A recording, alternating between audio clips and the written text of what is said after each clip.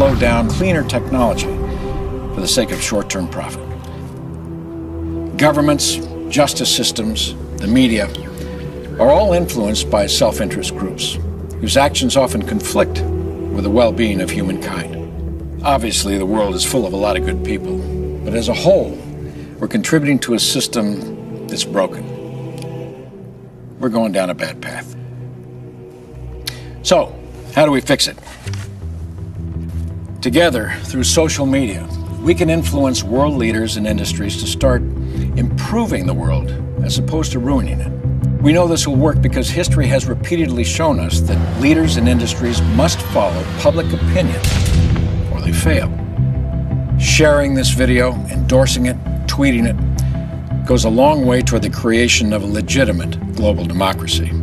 Because the more people unite in one place, the more powerful their voice becomes.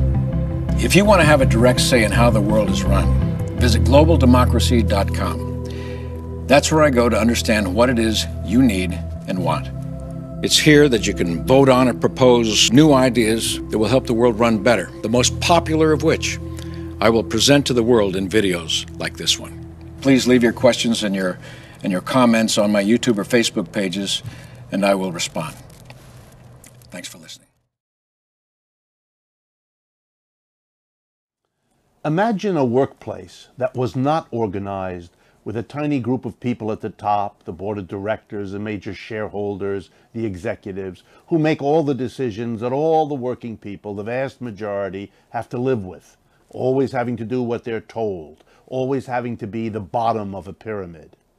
Imagine a different arrangement, where workers were themselves part of the decision-making apparatus, where workers genuinely were also their own bosses, something most workers say is something they would love. Imagine a workplace organized democratically, so that all the people who work at a place participate in making the decisions that, after all, they all have to live with. That was always the idea of democracy, that the people affected by decisions make them. And so if we really believe in democracy, don't we need to have it at the workplace? The place where we spend most of our adult lives, 9 to 5, 5 out of 7 days of every week? That's where democracy belongs more than anywhere else. That's where it matters the most. And yet we've not allowed that. We've talked for 2 centuries about democracy where we live, in our neighborhoods, in our communities, our cities, our towns, our nations. And it belongs there for sure. But how in the world can we expect there to be democracy in the political world if we don't have it in the economic world on which the political world sits? If we want real democracy anywhere, we've got to have it where we work. And that means changing the economic organization of our enterprises that produce the goods and services we all need. From the top-down, hierarchical, undemocratic capitalist way to the cooperative, democratic organization of enterprises that we've long needed and that the current crisis puts on the agenda for right now.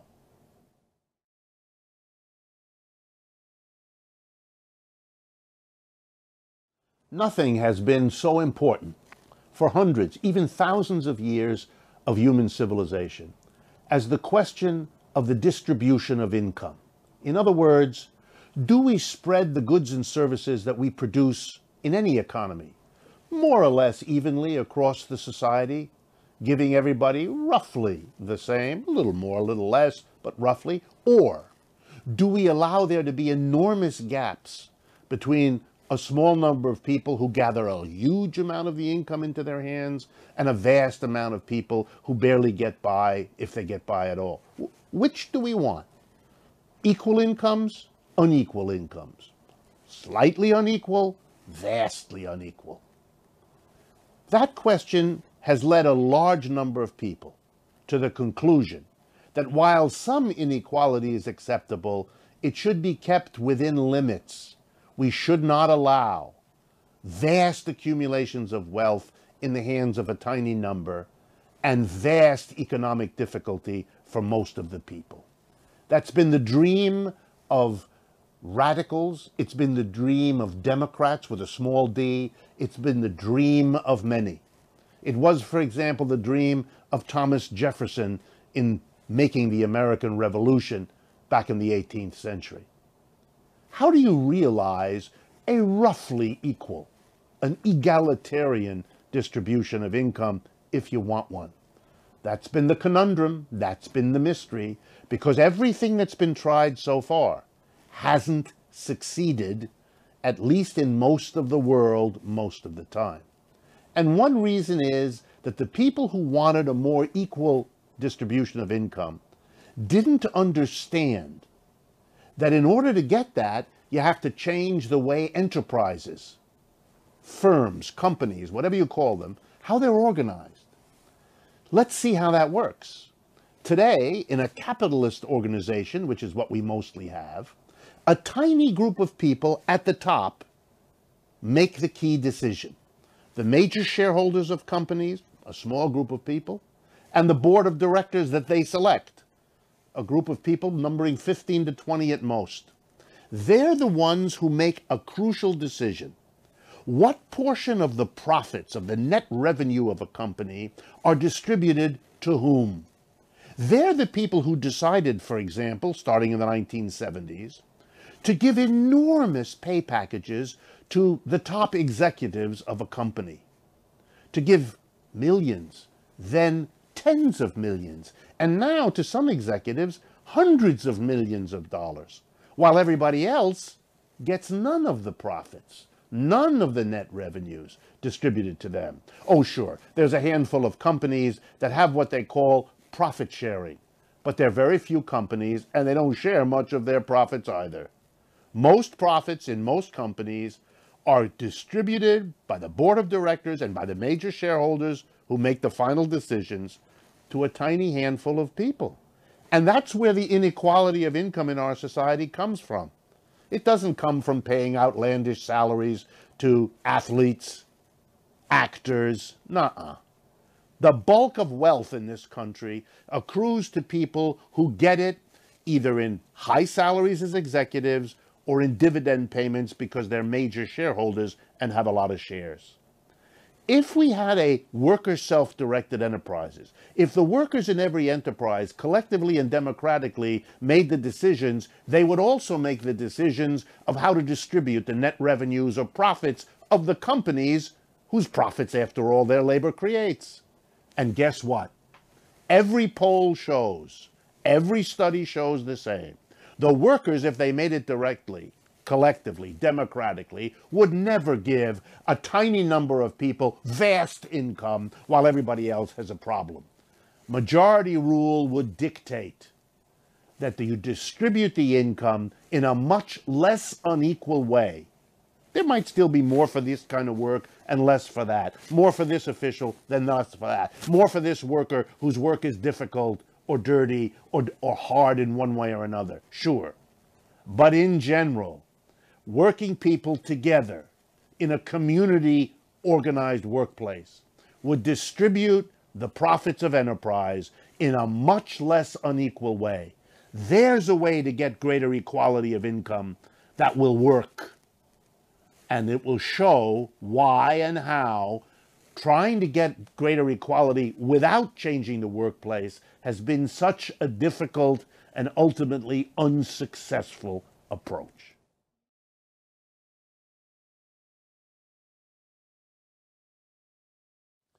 One of the important benefits of reorganizing our workplaces so that they are democratic, so that the workers collectively, one worker, one vote, make the basic decisions, what to produce, how to produce, where to produce, and what to do with the net revenues or profits. One of the benefits focuses on that thing I just mentioned, how to produce. Suppose workers at every workplace decided the how, what technology to use, what machinery, if any, what way of going about producing the goods and services that enterprise is focused on. Here's what we would have. Workers would not choose to use a technology that pollutes the air, that pollutes the water, that creates too much noise, that imposes too much stress. You know why not? Because they have to live with that. They're the front line. They're the ones who work in that office or that factory or that store, breathe that air, drink that water, hear that noise, live that stress. They don't want that. They understand that that could be more damaging than any gain in profit for the company that might come from using a toxic or dangerous technology. Think how different that is from a capitalist enterprise, where a board of directors, perhaps 1,000 miles away, and major shareholders, maybe even further away, they make the decision about which technology to use, what machine, what chemical, and so forth. They make that decision about the bottom line. They want maximum profits. And if they have to use something that isn't so great, but it makes profits better, they'll likely do that. But the workers on the workplace, if they had democratic decision making, they wouldn't. They'd rather forego an increase in profit if it damages their health. And remember, if it does, and they have to go to a doctor or they suffer medical consequences, they might have to end up paying more privately than even the profit was to the company. But because the company gets the profit, but the worker gets the medical bill, the decisions are different. By democratic workplaces, we change that. We will get a decision-making apparatus that will be more likely to respect the environment than anything we see in a capitalist enterprise today.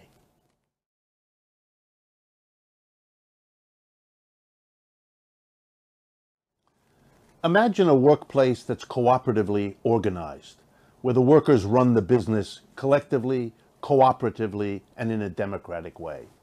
The whole meaning of work will change. The very work experience will mean something different and shape your life as a working person completely differently. Why? Well, the answer is really quite simple. You become one kind of person if day in and day out you do the same job in the same place, in the same way. When you're always taking the orders of other people, and that even if your job changes, it's for reasons never made quite that clear to you by other people with other objectives than whatever yours might be. Now imagine a change situation. You're part of the decision-making apparatus. You're part of what directs the enterprise. You're asked as part of your job, not just to do a particular function in a process, but you're part of the group that decides what the process is, when and how and in what ways it'll change. You're asked to develop your capacity to design work processes, to control them, to change them, to adjust them. It'll build up your capacities for control and design. It'll tap into your creativity in the way most jobs now never do. And it'll develop you as a person as a result. From drudge work to design work. It is something long overdue. It is the humane way to treat people in the work process, and it's long overdue. Now, some people may say, and I've heard it, well, I don't want to be responsible for things on the job. I like it that other people take the responsibility. Well, you know, people used to say, I don't want to have to come to the job on time. And I don't want to have to come to the job healthy and prepared. And I don't want, there's a lot of things we don't want, but yet if we're required to do them, they build us up. They develop us as people. They enhance our capabilities and capacities. More important than coming on time is the quality of the work experience. Yes, in a cooperative, democratic work process, everybody is required to do their share. It's part of what work means. And we should have been doing it all along. And it's not been good for most of us to be excluded the way we normally see it in capitalist corporations. Exclusion for the mass of people from design, control, direction. We want to be included. We need to realize our full humanity to be included. Workers' self-directed enterprises, workers' cooperatives, is the way to transform the work process and that process transform ourselves as human beings.